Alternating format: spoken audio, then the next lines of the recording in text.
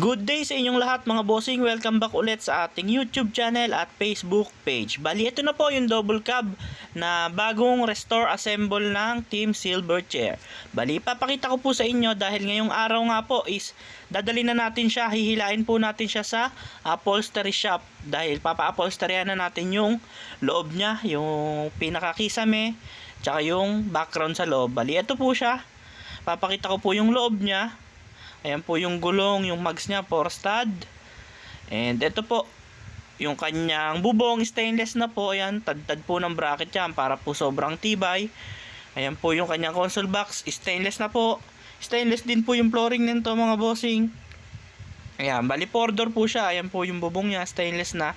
And hindi natin kinabit yung top load dahil hindi naman po to trapal na kailangan na may top load para butasan sa kanyang tagiliran. Bali, ito po yung makina niya, pinturado na, hindi po natin napatakbo o gawa ng naka-schedule na po sa upholsteryhan to dahil yung radiator niya is nasa overhaulan pa. Bali, ayan, tinatali na po nila yung kanyang towing bar.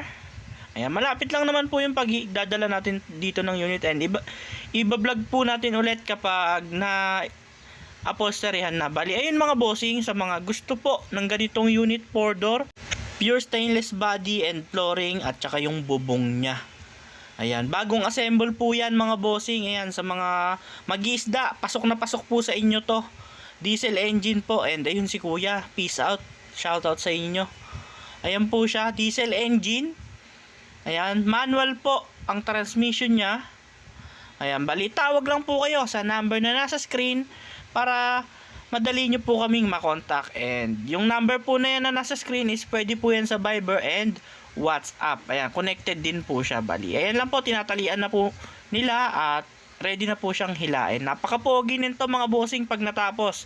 Lalong lalo na kapag nasalaminan na yung kanyang pinto sa likuran. Ayan, dampogi niyan mga bossing.